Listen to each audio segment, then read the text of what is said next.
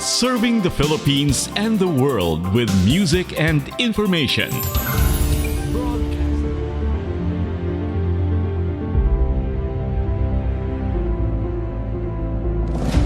Isang pindot, isang ikot, isang frequency. Sa loob ng mahabang panahon, ang radyo ang naging kasama natin sa umaga, sa biyahe, sa trabaho, at sa gabi bago matulog. Sa gitna ng unos at sakuna, sa panahon ng saya at selebrasyon, radyo ang una nating takbuhan. Ngayong 2026, ang pagdiriwang ng World Radio Day, mas pinatitibay natin ang isang katotohanan. Hindi kailanman nawala ang radyo. Sa halip, ito ay patuloy na nagbabago. At ngayon, kasabay ng pag-usbong ng makabagong teknolohiya, isang bagong kakampi ang pumapasok sa mundo ng broadcasting. Artificial Intelligence. Marahil ang tanong ng marami, mapapalitan na ba ng AI ang mga DJ? Robot na ba ang susunod na magbabalita? Pero sa palagay ko, ang mas magandang tanong dito, paano mas napapalakas ng AI ang radyo? Sa likod ng bawat programa, may mga prosesong hindi natin nakikita. Pag-i-edit ng audio, pag-transcribe ng interviews, pag-archive ng libo-libong recordings. Dito, pumapasok ang artificial intelligence. Sa tulong ng AI, mas mabilis ang pagproseso ng balita. Mas malinaw ang audio sa pamamagitan ng noise reduction. Mas napapadali ang pagsasalin ng wika para maabot ang mas maraming tagapakinig. Linawin po natin, hindi nito pinapalitan ang tao. Pinapalakas nito ang kakayahan ng tao. Sa panahon ngayon, ang AI ay ginagamit para mas mapabilis ma-detect ang breaking news mula sa iba't ibang sources.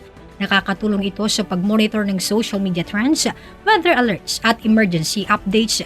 Kapag may paparating na bagyo, ilang segundo lang, may automated alerts na agad na maaring i-broadcast. Mas mabilis ang impormasyon, mas maraming buhay ang naaabot.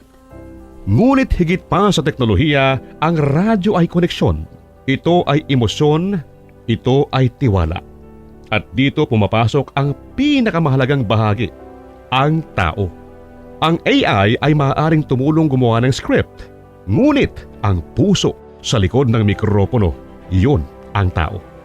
Star Nation, sa likod ng bawat pagbati, bawat kwento, bawat kantang pinapatugtog natin, may damdamin, may karanasan, may tunay na koneksyon.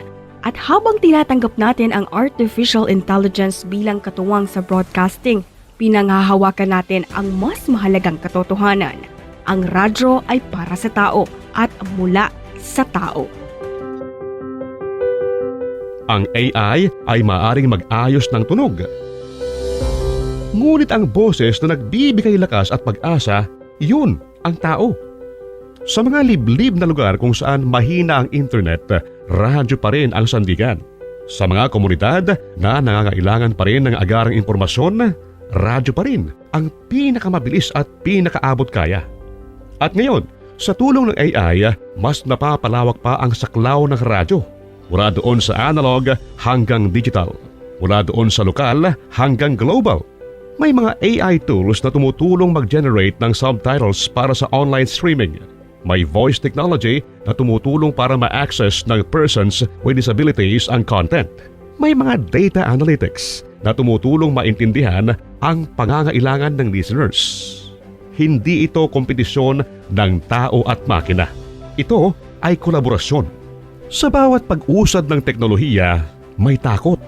Ngunit sa bawat pagbabago, may oportunidad. Ang radyo ay hindi lamang medium. Ito ay misyon. Isang misyon na maghatid ng katotohanan, magbigay inspirasyon, magbuklod ng komunidad. Sa panahon ng artificial intelligence, mas nagiging malinaw ang ating papel. Gamitin ang teknolohiya ng may pananagutan, panatilihin ang kredibilidad at tiyakin ng impormasyon ay tama, makatao at makabuluhan. Dahil sa dulo ng lahat, hindi algorithm ang nagpaparamdam ng malasakit. Hindi code ang nakakaintindi ng luha. Hindi data ang nakakapagbigay ng yakap. Tayo po iyon. Ang broadcaster, ang DJ, ang listener, ang komunidad. Mula sa unang broadcast noong 1900s hanggang sa streaming apps at smart speakers ng kasalukuyan, ang radyo ay patunay na ang tunay na lakas ay nasa kakayahan na magbago nang hindi nawawala ang puso.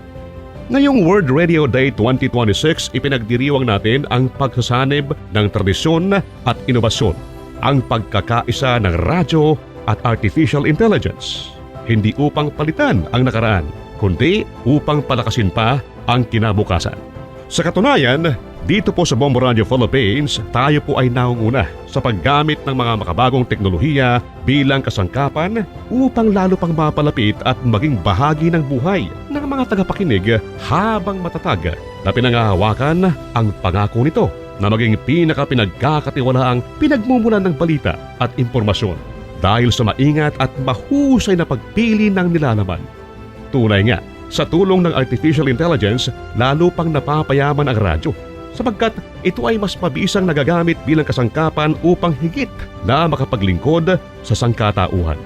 Sa kabuuan, ang aming network ay isang organisasyong binubuo ng mga profesional na individual na hinubog ng matibay na pagpapahalagang etikal, marunong bumasa sa mga palatandaan ng panahon at pinamumunuan ng mga lider na may malinaw na pananaw sa larangan ng tradisyonal at digital na komunikasyon na nakatuon sa paglilingkod sa kanilang mga listeners. Serbisyong totoo, impormasyong mapagkakatiwalaan at musika na sumasabay sa tibok ng puso ng bawat Pilipino. Dahil ang radyo, kahit gaano pa ka-advance ang mundo, ay mananatiling tinig ng bayan. At sa tulong ng artificial intelligence, mas lalo pa itong lalakas. At kaugnay ng pagdiriwang ng World Radio Day 2026, pakinggan naman natin ang mensahe ng President and the Chief Executive Officer of Bombo Radio Philippines, Miss Margaret Ruth C. Florete. The celebration of World Radio Day today is especially meaningful as it coincides with the 60 years of media excellence of Bombo Radio Philippines, 6 decades of unmatched performance in public service and broadcasting that have earned the trust of the Filipino people. From humble beginnings to the present, Bombo Radio Philippines has remained committed to our mission to serve, educate, and empower our communities. Today, with 32 fully digitalized radio stations operating nationwide, we continue to adapt to changing times while staying true and grounded to the values that define responsible and credible journalism, unique to Bombo Radio, guided by our culture of excellence. As we celebrate 60 years of service, we keep our commitment to ethical broadcasting, public accountability, and innovation with responsibility. Bombo Radio Philippines will continue to serve not just in the business of content, but in the business of influence, of trust, and a go-to media organization for those in search of trusted news and information. Happy World Radio Day to all. To all our listeners and viewers, mga kabombo at ka-Star Nation, maraming salamat po for making us a part of your day. Basta Radio, Bombo! Maligayang World Radio Day 2026.